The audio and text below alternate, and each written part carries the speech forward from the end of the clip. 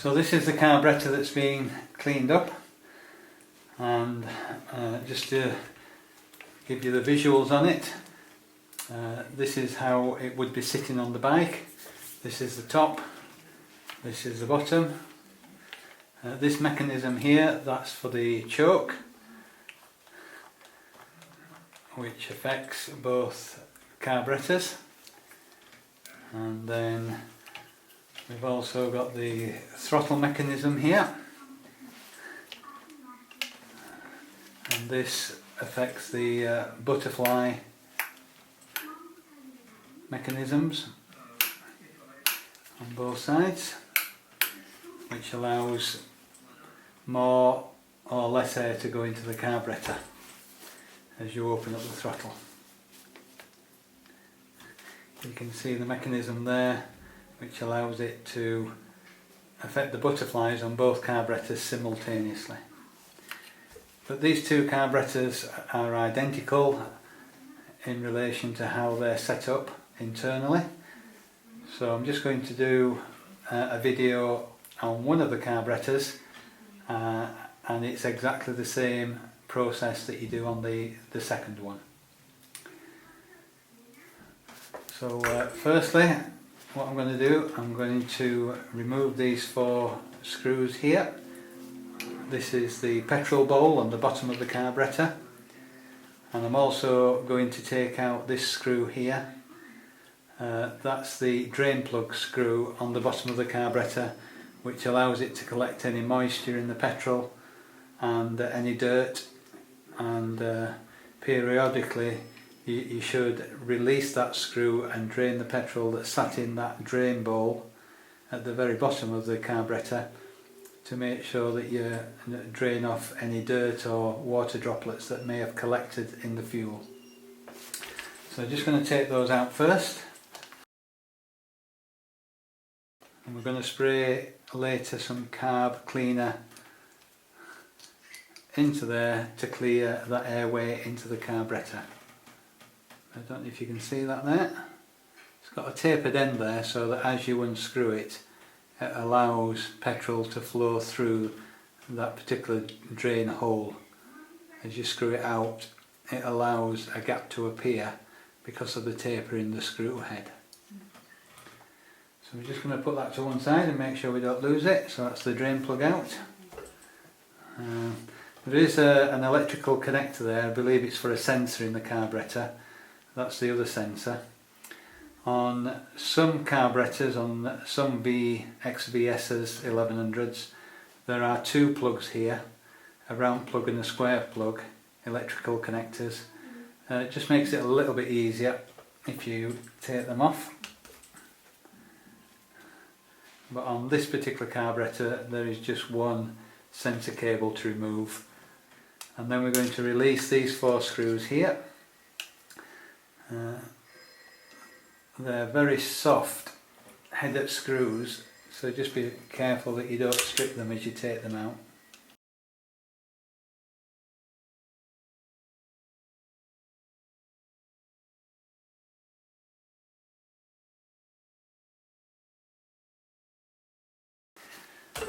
So this bowl cover now should come off.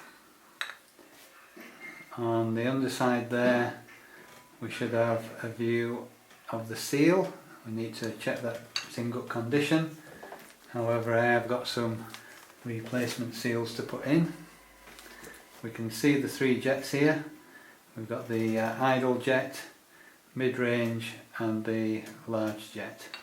So we're going to be removing all those 3 jets now with a straight screwdriver. So this idle jet here, we're just going to unscrew this and let it fall onto the towel. I'm going to give it a quick spray with some carb cleaner. We should be able to see through it actually if we hold it to the light. It looks a little bit blocked, this one, so we're going to spray it through both ends.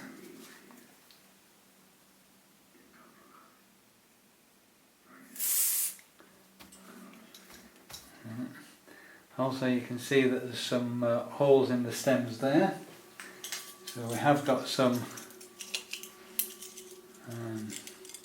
jet cleaners here. So we'll clean the ones in the side first, get the right size. Yeah. So there's two on that side that go all the way through, two on the other side that go all the way through, and then we need the finest one for the jet itself. Might not go all the way through, don't force it. Right. And then we'll hold it up to the light again, and that looks a lot better. Also, we've got some petrol treatment here for cleaning jets, which I regularly put in with my fuel. But while we're doing the clean, just going to put some of this petrol treatment in the bowl, and we're going to let that soak.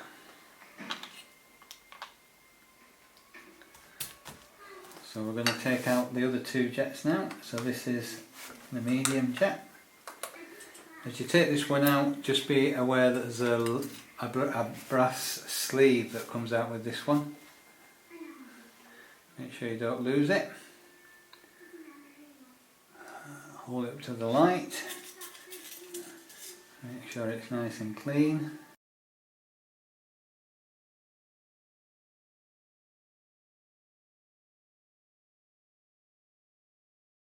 And then I'll put the sleeve back on so I don't lose it. And put that in the petrol treatment to soak, and then finally the main jet. Don't want to take the housing out as well, I just want the jet. So I'll just hold that still. Little brass washer comes out with that one. Check it to the light. Looks clean, this one, but I'll still give it a spray, and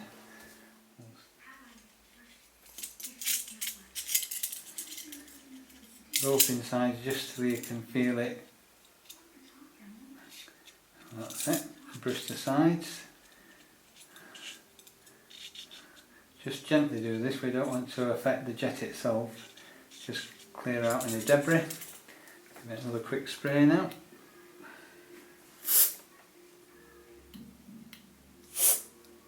And that can go in the solution to soak. Next we're going to release this screw here. Phillips screw. You don't need to take it all the way out. I'm just going to release it from the pin that it's retaining. And then wiggle it from side to side. And we can take out the float and here the float needle. So in our replacement parts pack we've got some new float needles to put in.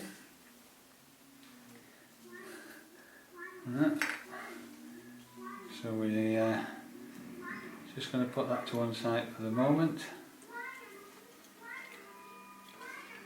And this pipe here flows through to the fuel inlet there. So we're just going to give that a spray with some carb cleaner.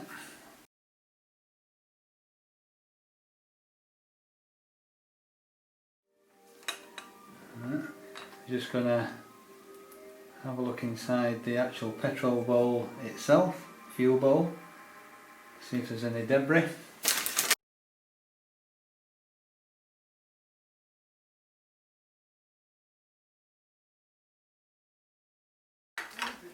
And that's with the new float needle, that's ready to go back in.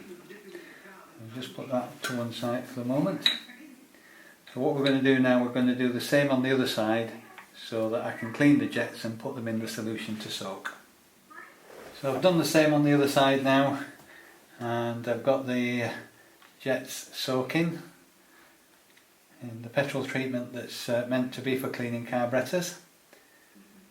And we've used the jet cleaners in each of the jets gently, So I'm going to put them to one side now as they're soaking. I've cleaned the other float and put a new float needle on.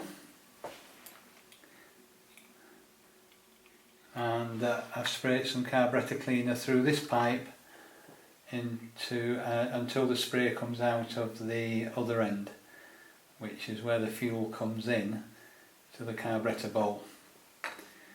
And cleaned around all the edges. Check the seal, but we're going to be replacing the seal anyway. So now I just want to blow some carburetor cleaner through this kind of drain plug, and it will just spray through into the bottom part of the carburetor bowl.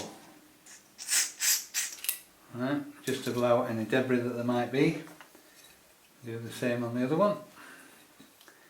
That's where the drain plug screw was, and it comes through into the bottom of the bowl there. That's where the dirt and any water droplets, moisture droplets, would collect if you got any bad fuel, or if you've left it over the winter, just sat there with unleaded petrol in. That's where some of the debris or moisture may collect. So if you do lay up your bike over the winter, it's always useful to drain the fuel kind of bowls by releasing the drain plug screw. Have a piece of rubber pipe on the bottom there that comes out through the engine into a glass jar. So they're clean now. So we'll just let them soak and then we'll start to reassemble. While we're waiting, we might as well have a look at the diaphragms. So we're going to take the tops off here, just held by two screws, and underneath there's a spring and the diaphragm.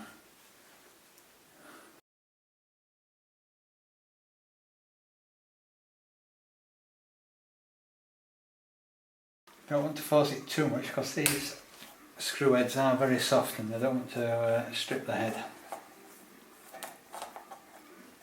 So just hold the top on as you take the screws out, because there is a spring behind it, as you'll see in a moment. Also be careful of the sleeve that's in each of these two screw housings. You don't want to lose them. So that's the cap, that's the large spring. Those are the two screws with the sleeves. Put them to one side.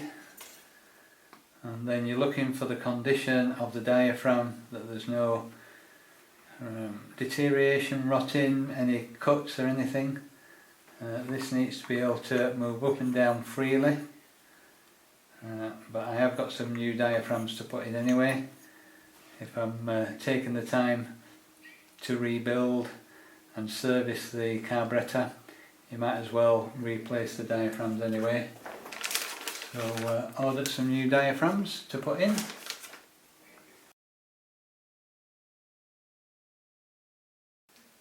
And then we're ready to put the new diaphragms in. Just going to turn this over so that I can see where the needle on the bottom of the diaphragm goes. It'll only go in one way, but I need to make sure the needle goes through the correct hole. Need to make sure the diaphragm is seated correctly, nothing gets trapped. There's a little O-ring here. Again, I've got some replacements. So on the basis that I've got it open and I'm doing a service on it, I will replace the O-rings.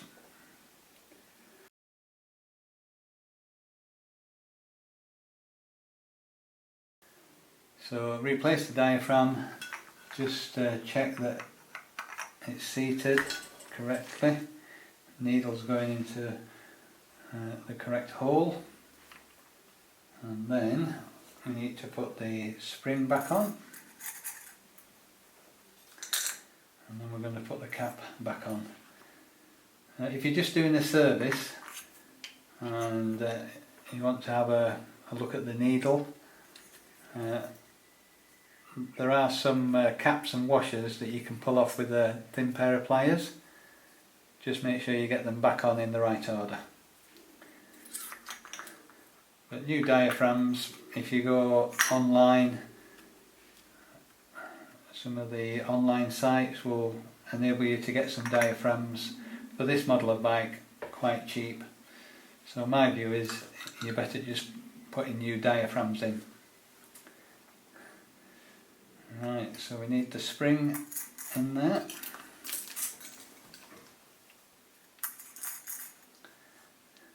Just make sure it's seated correctly in the cap.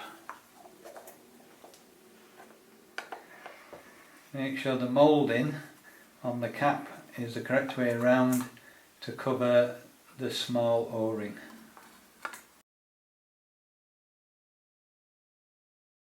Make sure the sleeves are on the screws and don't over tighten.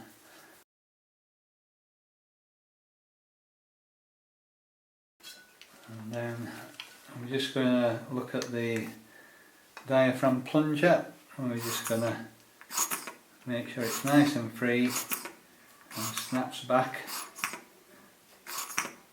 into place. When you push it down you can hear the air suction on the diaphragm, but the spring is pushing it back up, and you can see the needle there nicely seated.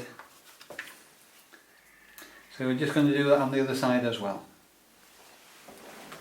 So here, this is like the housing for the main jet.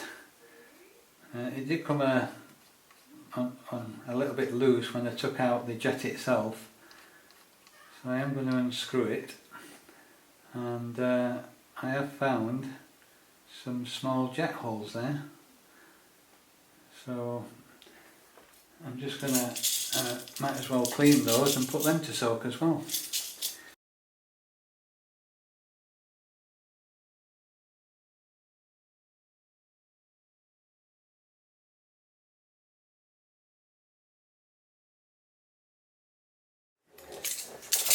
So I'm just going to do the same with the other one now.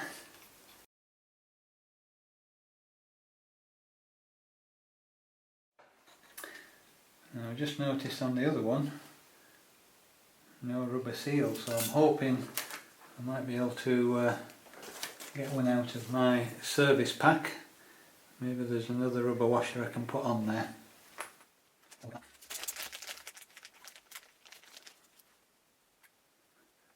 Perfect.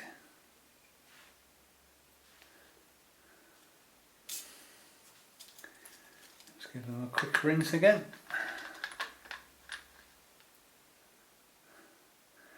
Let them dry and they're ready to go back in. So I've put these main jet housings back in with new rubber seals at the top on both. Seems that one was missing before, so I don't know how that impacted on the performance of the carburettor, but there's two on there now, both brand new. Here goes with the reassembly. As I said before, no right or wrong way to put the float needle in. Just need to make sure it falls in easily.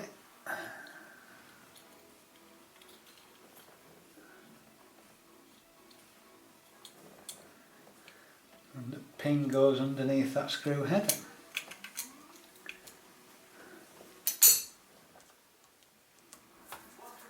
Nip up the screw and the pin. Just make sure it's operating freely, which it is. Do the other one on the other side.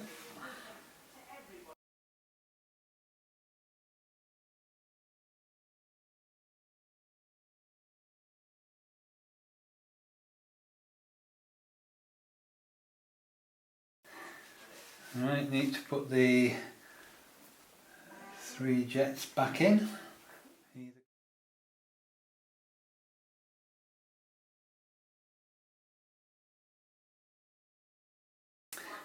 These jets are all brass metal, so you just got to be careful that you don't over tighten. Don't want to damage the jets. And this is the mid jet. Making sure you've got the additional sleeve on there. And then the idle jet.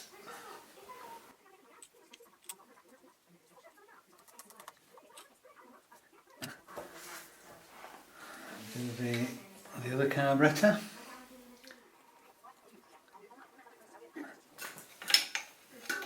I'm going to put the drain plug screws back in.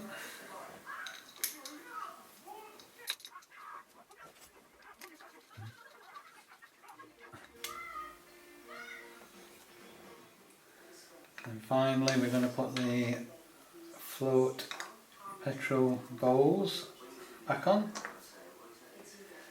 I've changed the seals on each of the bowls and put new seals in.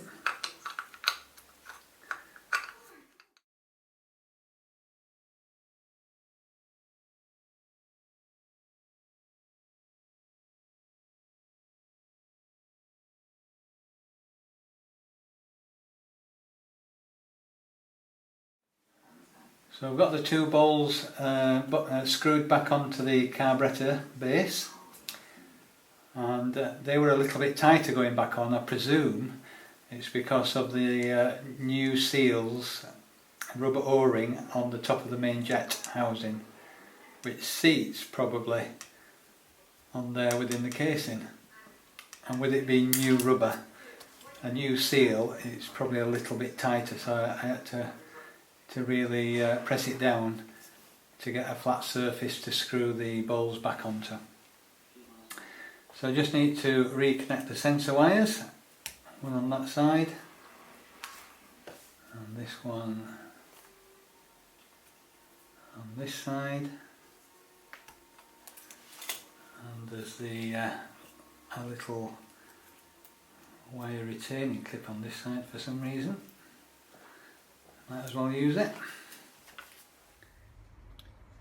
So with the carbs reassembled and now ready to go back on the bike, just noticed here I've got a jet there, and similarly one on the other carburetor. So I've removed both those jets and cleaned them with carb cleaner, and then cleaned the housings and then replaced the jets.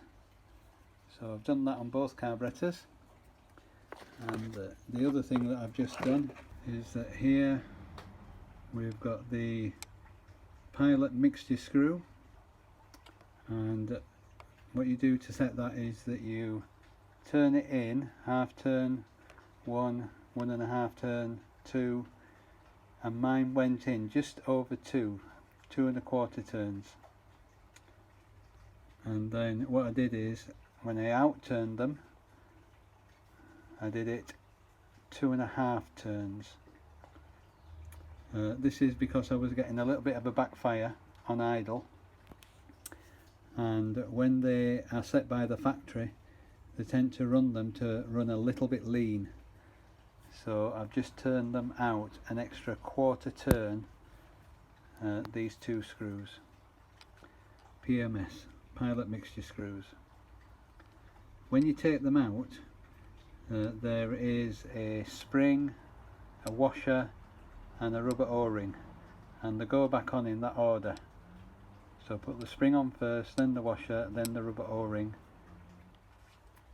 But you should first check what the current setting is, because if it's been running fine, you just want to put that screw back to the setting that it was originally. So that's why you need to turn it in first and count how many half turns it is to get that screw to sit tight at the bottom, so that when you've taken it out, cleaned it, flushed this area out here with carb cleaner and fired some carb cleaner up into the carburetor, when you're putting it back in you know how to set it. So you can see here the pilot mixture screw coming through into this outlet here, just slightly raised. But behind that, and sits just behind the other side of the butterfly plate that I've held open here, there are 3 small jets that normally sit behind the butterfly plate. When it's opened, obviously petrol flows through here into the cylinder from both the idle screw and these 3 jets here behind the butterfly plate. So I've just given them a wipe with a cloth just to clean any residue off from when I've been cleaning the carburetor.